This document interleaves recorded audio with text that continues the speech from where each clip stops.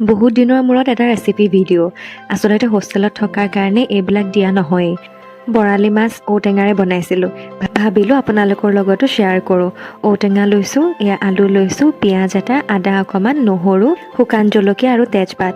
ঔটেঙাখিনি এনেদৰে piece piece কৰি লৈছোঁ আৰু এটা কুকাৰ লৈ তাতে আলু আৰু ঔটেঙাখিনি বইল হ'বলৈ দি দিছোঁ। কুকাৰটো গেছত তুলি এফালে কেৰাহীখন দি দিছোঁ কাৰণ মাছখিনি ফ্ৰাই কৰিব লাগিব। হালধি আৰু নিমখ দি মাছখিনি ভালদৰে সানি ল'লোঁ।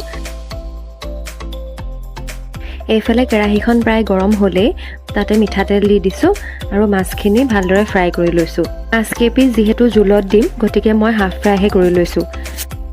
ফ্ৰাই মাছ কেইপিচ কাঢ়ি লৈ সেইখিনি তেলতে মই পাঁচফোৰণ কেইটামান দিছোঁ, তেজপাত কেইখিলা আৰু শুকান জলকীয়াও দি দিছোঁ আৰু কাটি লোৱা পিঁয়াজখিনি তেলতে দি দিছোঁ।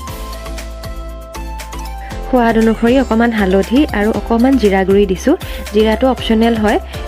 আৰু তাৰপিছতে দি দিছোঁ আদা নহৰু পেষ্টখিনি, অকণমান থেতেলিয়াই দি দিলেই হ'ব। আৰু এইখিনি ভালদৰে লৰাই লৈছোঁ।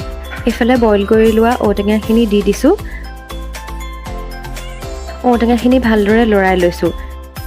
সোৱাদ অনুসাৰে অলপ নিমখ দি আৰু এতিয়া কুকাৰত যিখিনি পানী ৰৈ গৈছিলে সেইখিনিয়ে মই জোল বনাম কেৰাহীখনত দি দিছোঁ। অকণমান লৰাই ঢাকনখন দি দিছোঁ আৰু তাৰপিছতে এয়া চাওক গলিবলৈ আৰম্ভ কৰিছে। আলুখিনিও জোলখিনিও ডাঠ হৈ আহিছে। অকণমান ভাঙি দিবও পাৰে আপোনালোকে, মই অকণমান হেতাখনেৰে ভাঙি দিছোঁ। তাৰপিছতে এইখিনি আৰু ডাঠ হৈ গৈছে। এতিয়া মই ফ্ৰাই মাছখিনি ইয়াতে দি দিম।